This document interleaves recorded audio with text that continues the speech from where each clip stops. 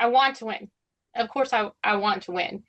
But I also came to the realization that anybody that tells you that their only goal running for office is to win is in it for the wrong reasons. Mhm. Alex Braswell, known as the Fireball, is a passionate advocate and ASL interpreter. She is also the Democratic nominee for the special election in House District 11 on August 26th. In our second episode, we love talking with her about her why, her journey, and the fight to elect Democrats in Alabama. I think you'll enjoy this one. I'm Caroline Self, I'm Josh Coleman. and this is the Blueprint Alabama podcast. So, Alex, Josh and I came over to your neck of the woods last week, and we think about the Coleman area, and we think conservative, and a Democrat hasn't been elected in 1,000 years. And at your town hall, there were a lot of people there.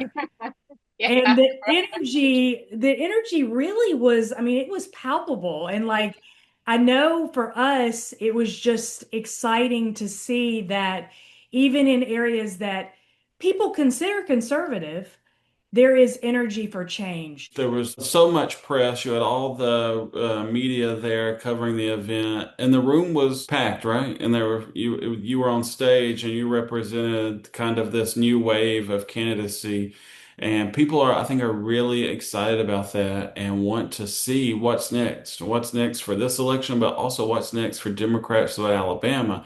And I think the people in the room saw that amongst themselves, and I think as people were coming in and finding their seat, I saw everyone kind of looking around, yeah, being like, okay, all right, we're here, we're doing this, and we're in it together. So that was yeah. very exciting for me. It was great, bewildering to say the least. I've never planned an event like that. Like even the only thing that I could kind of compare was like my wedding, you know, because we invited the same number of guests to our wedding as we did to this town hall, just Oh, because we had a lot of family. yeah. But it wasn't politically motivated, and it wasn't strangers that we were inviting. This was, open to the whole community. Um, and where we had it at Wallace State, I sang in the choir there for 2 years, so I performed in that recital hall easily 50 times. So it was so odd being back and walking in to get set up, and the band director was there with our AV guy, the same AV guy that we had when I was there back in 2012. And like, man, I lived in this building for 2 years essentially, and then somehow I'm here hosting an event here with Doug Jones. But it was a cool full circle moment to have. Did you, when you were performing there, did you ever think that one day you would be running for office? Hell no, like hell no. I I was never uh really engaged in politics until I guess my mid 20s. It would be a good way to put it. Um, because I was raised in a very conservative household, to which no one would be shocked by. Um, and I don't mean to knock my father; he's an excellent man, but we definitely were raised in a the men hold the political opinions in our household. So it wasn't really until around Trump Clinton, like right after Trump Clinton, that I started to realize, like, oh, I'm like old enough to vote, and I can pick who I want to vote for. And it didn't really like dawn on me till I was about 23, 24. And then, heck, I wouldn't have even told you a year ago that I would have been running for office. That's very new. Extraordinary times call for extraordinary measures, right? Mm-hmm. Yeah. Yeah, there was a moment at the beginning of this, and we were over to the side of the room, and I was looking at your face, and I'm going to play the clip because it was moving to think about. It was right after y'all came out on stage, and Senator Jones is there, and I think all of us remember that feeling. All of us who were in Alabama on December 12th, 2017. I mean, remember the day, you know. Mm-hmm. We remember that feeling where Alabama just beat the odds, Yep. and a miracle happened. Mm-hmm. And I think that was a moment that I think that there will be more of coming up. And I'm going to play the clip, but I want to hear after the clip. I want to hear what you were thinking in that moment? Because I see on your face and I think I know, but I want to hear it from you. So I'm gonna share my screen and play this clip. I am the Democratic nominee for House District 11. I'm the first female nominee for this position in history. I'm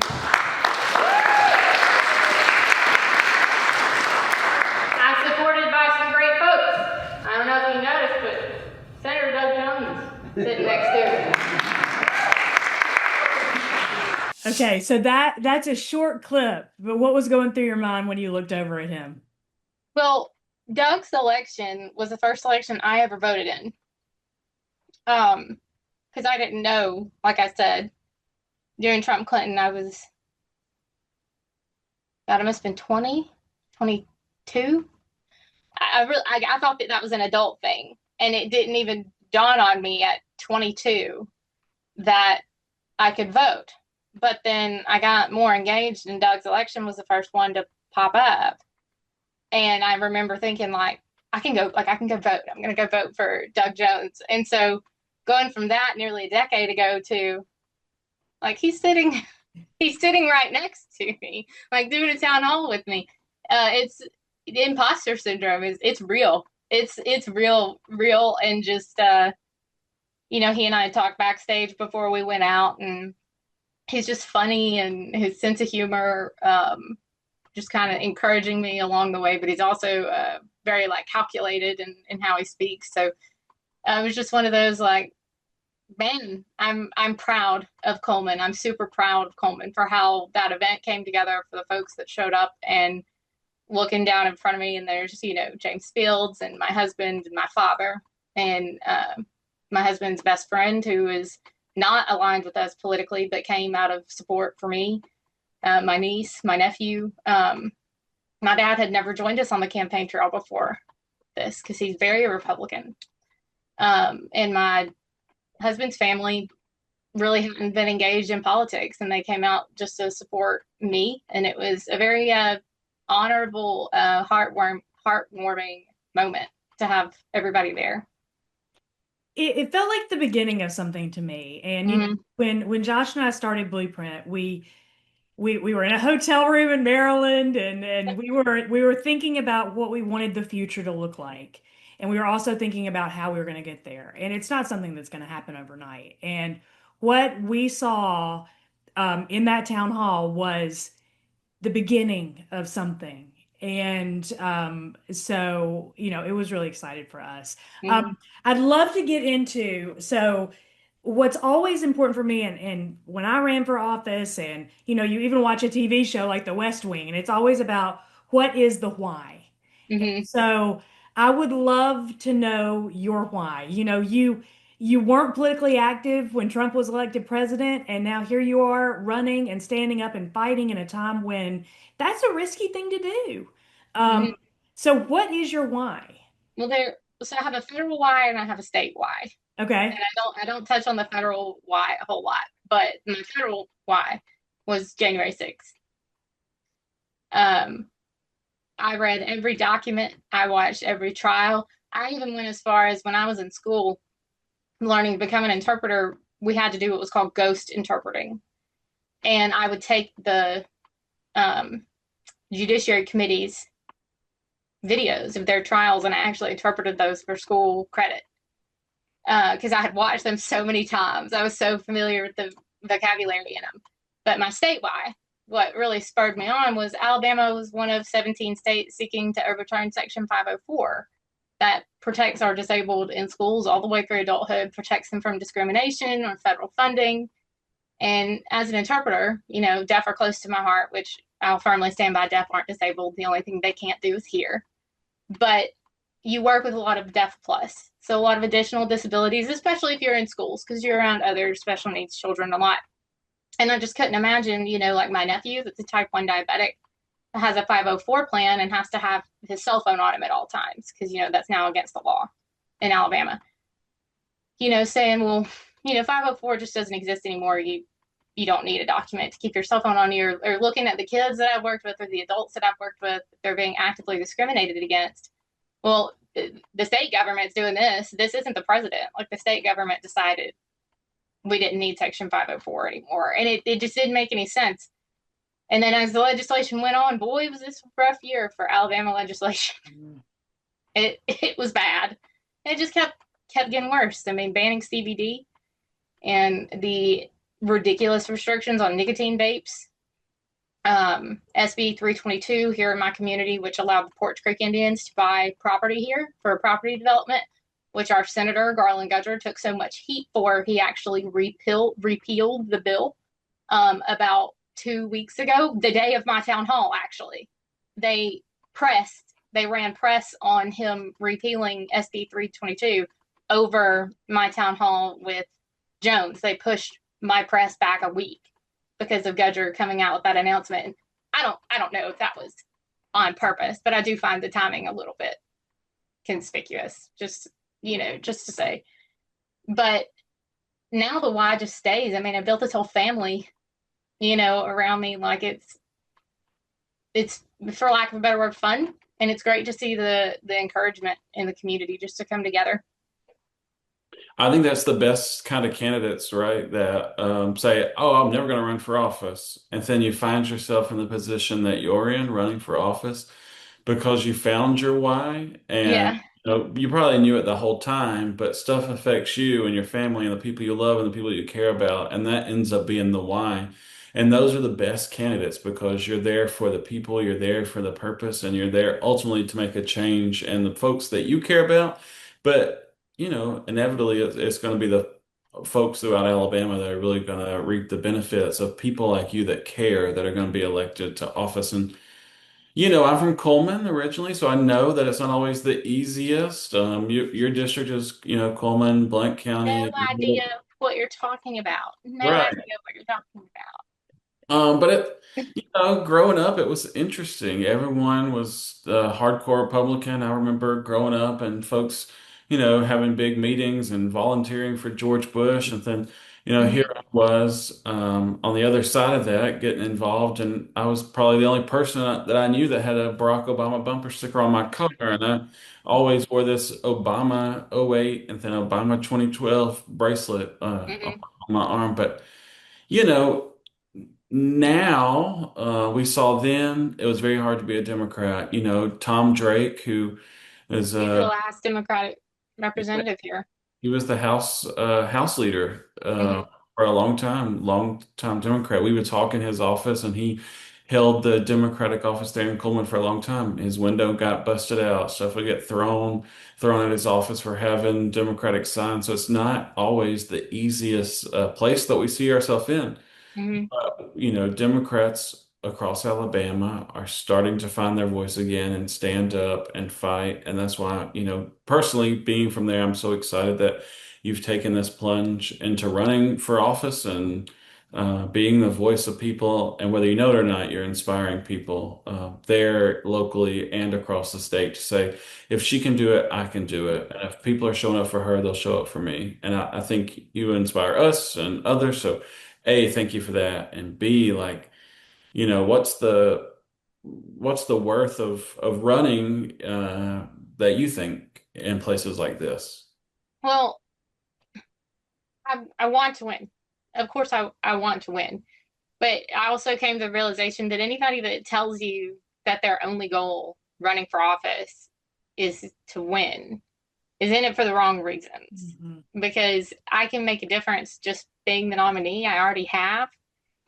Um, so with me, I kind of felt like in my head, I had a list, especially once gears really started moving with Senator Jones. Um, I wanted to build a family for the Democrats here in Coleman, which I feel like I've successfully done.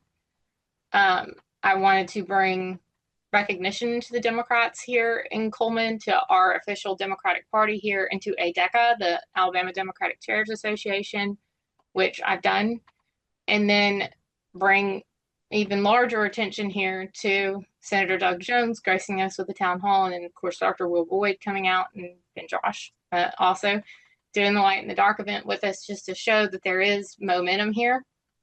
And so especially people my age that feel like they're blue dots out in this sea of red out here, we all have a place to go. And that was, at the end of the day, my biggest campaign goal. Of course, I want to win, but I want my community to have a home, no matter what political party they're in. Do you see people being more receptive than you thought they would be when you started this? So the ones that joined me from the very beginning that are on my campaign staff, they were always receptive. And of course, I've had my socks shocked for me by some people on both sides. Hmm. Some that I've been shocked with, oh, I had no idea you were a Democrat. That's fantastic. Several, like, we'd go to a restaurant, the Coleman County Dems will hang out at a certain restaurant every other week or every week or so. And it's mostly the younger Gen X millennials, but anybody that's young at heart, is more than welcome. And like the owner came out at one of the restaurants and sat down, and he was like real hesitant. We thought we were about to get kicked out, and he said, I'm a Coleman County Democrat." Like it Oh, was a wow. secret, you know. But then also on the Republican side, I've gotten some excellent support on the Republican side. I really have, but man, have I gotten hatred too. I mean, like hatred that I did not know that humans were capable of producing, all because of the D on the end of my name. I mean, nothing about me, my career, my husband, my family, no personal attacks at me, which I'm thankful for. Thank you to everybody that's not made pot shots at my husband or anything like that, because that would really make me mad. But just, oh, she supports the lottery. That's fantastic. Oh, she's a Democrat. Never mind. I don't want a lottery. Like it just totally changes the tide, just how the concrete walls just slam down around people. So, granted, I feel like I personally made a difference, at least with myself, and I hope it rubbed off on people because I'm proud to say I'm the Democratic nominee. What's funny is when I was there, growing up in Coleman, people be like, "Oh, it's okay that you're gay," but like the Democrat thing, like if you tone that down a little bit, then it'll be a little better. I think too, it makes me feel so good that you're proud to be a Democrat. It's something for me. Like I ran for state senate in a similar district, very, rural, a Republican district in 2018. And afterwards, I got approached by a bunch of people who were like, you can really win if you switch parties. Yes. And I mean, I say I was born an Alabama Democrat and I will die an Alabama Democrat. Like, Mm-hmm. I don't care if I lose because I'm sticking by my values. And that's, I think, a disconnect between a lot of people who are running as Republicans who feel confident that they're going to win, and it's about the power in the seat. Where Yeah. I think for us, especially in these tough races, it's about the voice. And y'all talked about it a good, summit at the town hall. Mm-hmm. And I think that we underestimate the power of that voice because the voice gives other people a voice. Even like what you were saying about the guy in the restaurant. It's Mm-hmm. almost like it's a creates a permission structure that allows people to say, yeah, I'm a Democrat. And you know what? These are the reasons why. And Right. when you have Republicans, and I'd love to talk because my experience was that, my opponent um, did acknowledge me.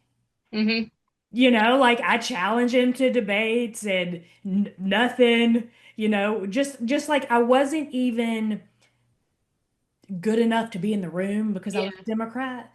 And what I think I was the proudest about during my campaign is the weekend before the election, he released like 5 videos in 24 hours all attacking me. And I'm like, you know what? I made a difference in this race Mm-hmm. because I made him defend himself. Mm-hmm.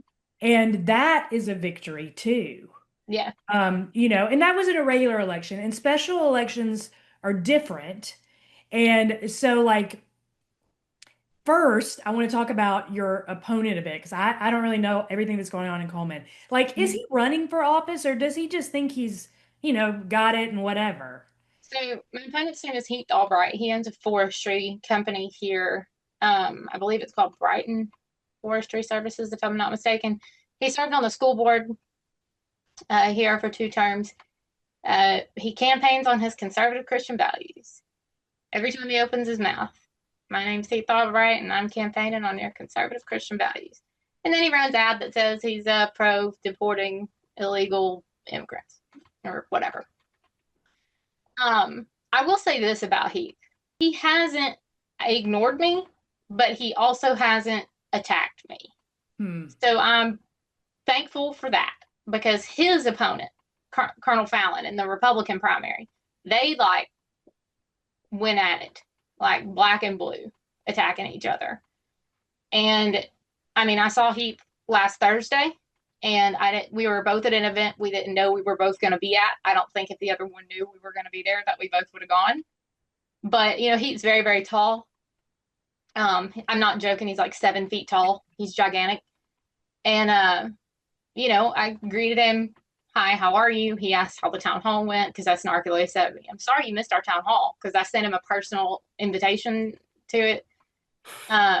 He asked, how it went. And I made a joke like, why is it that everybody in politics around here is like 8 feet tall? Because James Fields is huge and Garland Gudger is huge. And my campaign manager, Lance Kahn, they're all nearing 7 feet tall. Like he has to stoop to talk to me. So, I mean, and he engaged, just, polite conversation. But I never say the president's name on my campaign. I feel like it's not a good platform to have in a house race, a state house race. He does a lot. He uses the president's pictures in his ads. And like I said, we both got up to speak at that event I was at last Thursday, and I got up, introduced myself. I want to fight for CBD for our state. I want to fight for funding for education for our state, properly funded allocation of that funding to education. And he got up behind me and he's like, I've worshiped here my whole life, and I'm just here to fight for my conservative Christian values. And I just like tuned him out. Does he, Like, and I think I know the answer to this, does he ever explain what that means? Because I have a problem, especially with the culture of cruelty that we have in a lot of the legislation on the state level and the federal level. I would love to have somebody who says those things reconcile some of these bills. yeah. Or is it just the tagline? Is that all he's running on? Well, and I mean, honestly, that's all I hear him say when I make fun of him in my head. His conservative Christian values. Like I don't really acknowledge Heath a whole lot. I don't try to base my campaign off of his. I don't try to mirror what he does, anything. We just totally independent campaign over here. But he was born and raised in Holly Pond. I think he's like fourth generation or fifth generation resident of Holly Pond. Like all of his kids, and then he and his parents, and I believe his grandparents all went to Holly Pond.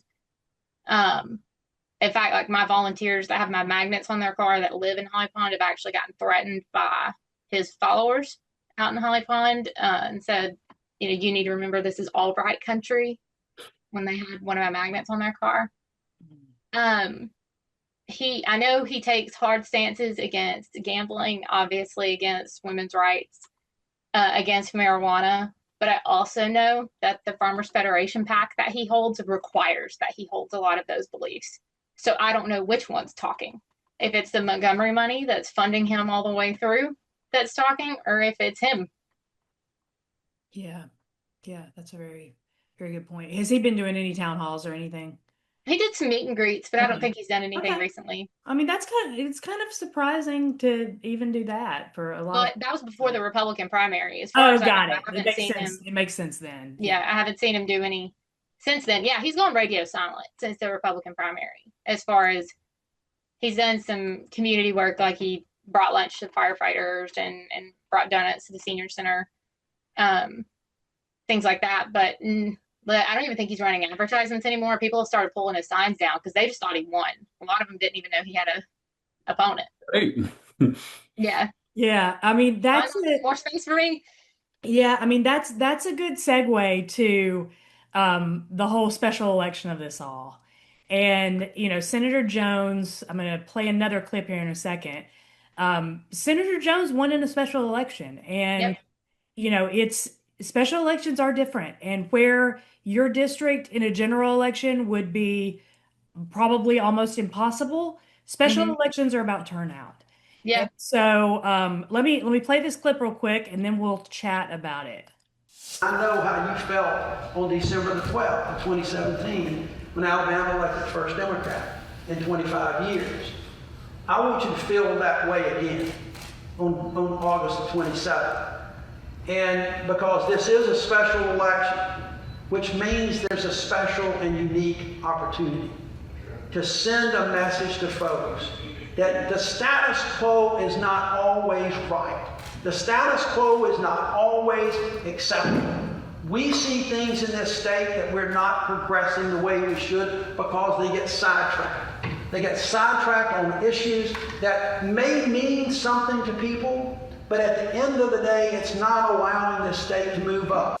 My favorite part about that clip is Doug Jones is in his moment. He's having such a good time, and he's truly believing every word that he says because on that day in 2017, I was backstage. I was actually helping the press, and people were going through it, and CNN called the race for Doug, and they were calling to verify.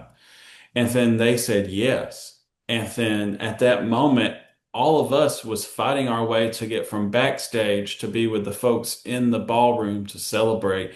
And that moment, it was so surreal. And I remember it. So, and I know that, this, it can happen, right? And so like in your race, like what do you need from us, A, and B, everyone else that's going to be listening? What do you need to help us get to that moment? Because I would love nothing more than that day for us to be celebrating, right? I'll be here in Birmingham helping get our folks elected because it's also our municipal elections, but I want to be on that phone with you celebrating also. So what do we need to make that happen?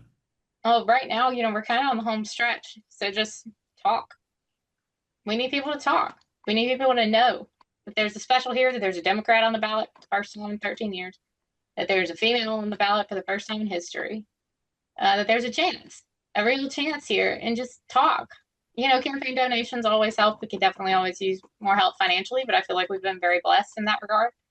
Um, Unlike my opponent, we're not funded by Montgomery. I don't have any PAC funding. I did have one union that donated to me. But it's all been individual contributions. I've had over 550 individual contributions. And I'm more proud of that than I think anything. Like 550 people came forward and said, I believe in her enough to donate, even if it was just $1 or whatever. But talking, just spreading the word, just talking. The fireball in Coleman County, the redheaded chick in Coleman County that's trying to change the world. Yeah, and I think that's a lot of people for a House Mm-hmm. race, individuals to donate for sure. And I'm guessing if you looked at even at your opponent's financial report, he probably doesn't have that many actual individuals. It's like 40. Yeah, Yeah, which it's really short. It's yeah, like really, really short. which tells who people are working for. And I think that one question I want to ask you, and then I'm going to play what Doug's answer to this question Mm-hmm. is what would you offer as a legislator to not only the people of District 11, but to the state of Alabama? Well, want a new voice, just a younger voice, because my God, like I feel like my generation is kind of getting drowned a little bit in um, voices that aren't really connected with people my age whose lives are based totally around our cell phones. Like if it cannot be done on a cell phone, then we're probably not going to do it. Like registering to vote, for example. Passing out paper registration forms ain't the way to do it anymore. You got to have a handy technological way to get younger voters more engaged. And also, zero communication is given from our current legislatures and former. Randall Shedd, my predecessor, nothing. I've reached out to contact him, nothing. Corey Harbison from District 12, nothing. Garland Gudger, I did speak to. He's our senator. Spoke to once.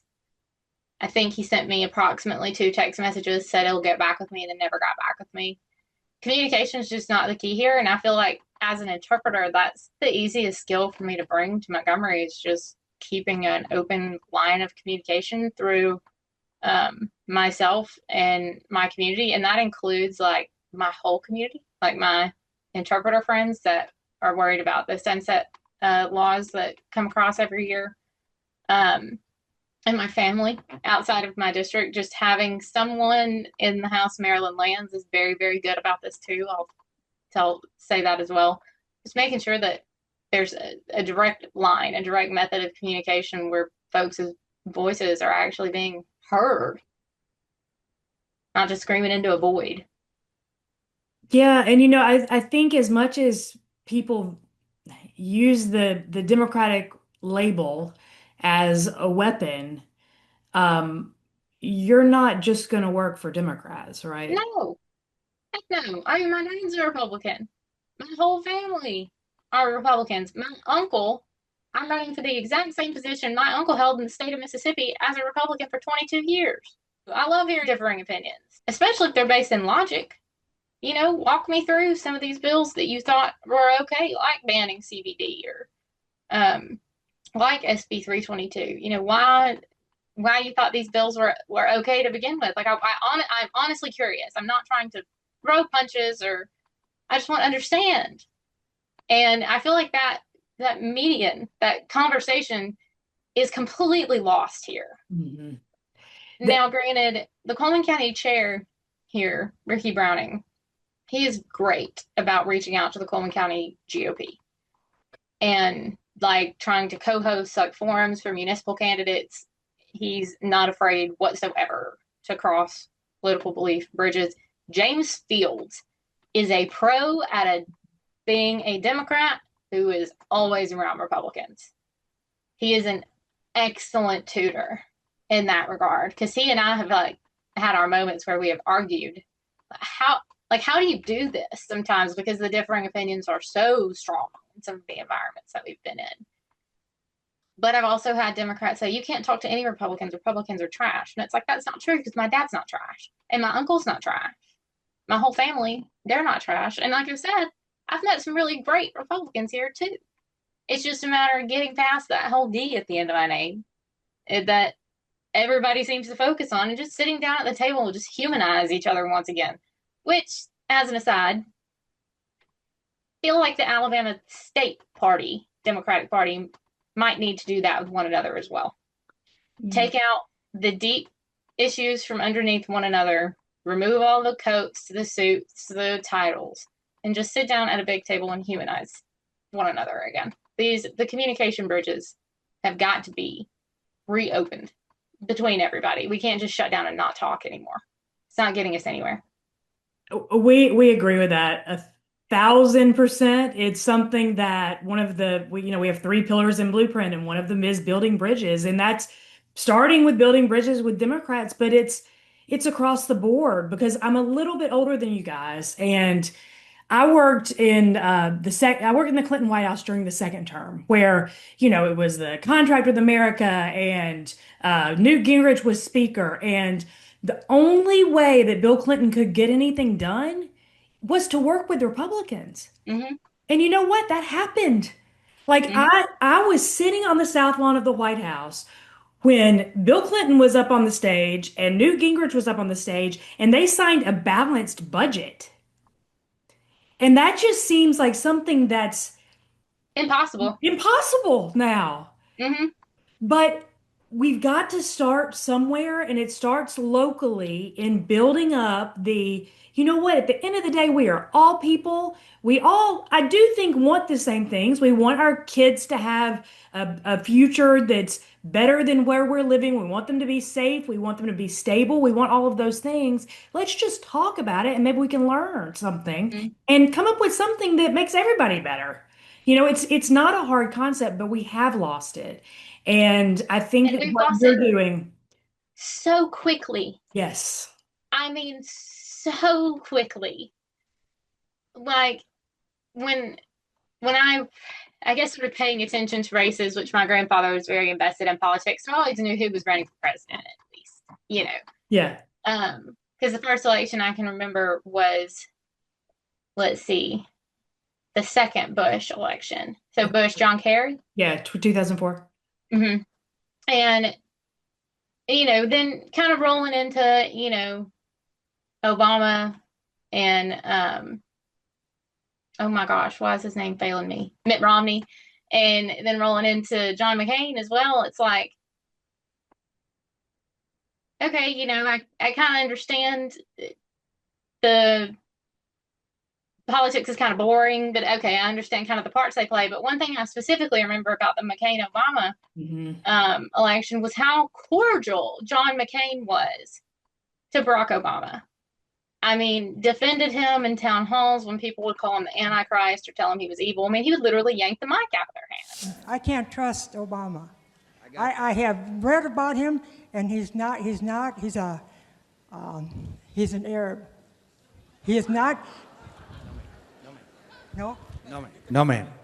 He's a decent family man, citizen that I just happen to have disagreements with on fundamental issues, and that's what this campaign is all about. He's not.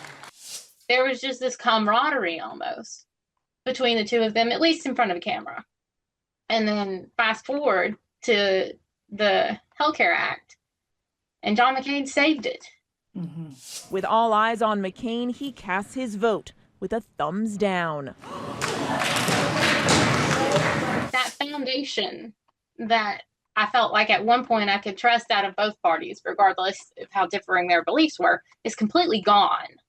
There's just no attempts right now to bridge any sort of differences between the two of us, when I feel like even just 5 years ago, even just a little, it wasn't this difficult. It is either you, in this county anyway, you either support our current president fully, wholeheartedly, without question, or you are literally the devil. Like, there's no in between. No in between. But that's why I'm excited. People like you are running for office. You'll represent everybody. You'll listen to folks. It doesn't matter, whether, Democrat, Republican, Independent, or even in between that. We got to have folks that are willing to show up and listen and represent everybody. And so that's why I'm excited about you running, and I'm excited for what we're going to all do together. Yeah. Definitely going to be a challenge. Yeah, I am too. And, just even the message of people need to talk with each other. I mean, that's a powerful one. And it gets lost in the algorithms a lot these days. And so, I'm a reality TV producer. So it's always like, at the end of the day, we are all human. Mm-hmm. And if we can just try to fight, I mean, at the same time, we have to fight fire with fire, right? So it's very tough. For everybody right now, I think. But I wanted to play the clip of what Doug said about you, because, here's the thing, like, you've sold Doug Jones, and that's not necessarily an easy thing to do. So, for him to come out and speak about you, the way he did, you should be very proud of that, for sure. Yeah, I'm a little bewildered, and just sitting there, listening to him speak. Just wow. Wow. Yeah. Let's take a look at one of those clips. I hope you saw tonight what I heard in her voice the first time that we talked. One, she's doing her homework. I guarantee you she is not taking anything for granted. She is doing her homework. And two is the perseverance. She is not going to stop until the polls close on election night. Do you agree with him? In a way, yes, but at the same time, I feel like I did a little too good of a job campaigning. We had a Coleman County Democrats hangout Friday night, and there was a young man at that town hall named Will, and he asked a very astute question about mental health in high schools and about gun violence. And his grandmother came to the town hall, and then she also came to the Democrats hangout, and cracked me up. Here's this little old lady, just having a beer. She's got her vape in her hand. I'm losing it. I'm giggling over here. It's just this great conversation, to have. And she referred to me. She's like, you just remind me so much of Jen Psaki with that bright green jacket. You remind me a lot of Jen Psaki. And it's like, I mean, okay, I get it. But at the same time, I don't feel necessarily worthy of that praise. I'm so happy to have it. But it's honestly, I'm still reeling even now that we got all that to happen. I mean, my entire campaign from about 2 days after I qualified, nearly 5 months to the day later, was when Doug came out here. And it took that entire time to get that planned. And then just getting to sit down and have dinner with him, and then spending just time with him around the event, and then seeing how he interacts with his voters as well. It's like, this is just unbelievable. This is unbelievable that I made such an impression, and then that he's out here as well helping me help my community. Well, we are very proud of you, and we'll be with you for the long haul.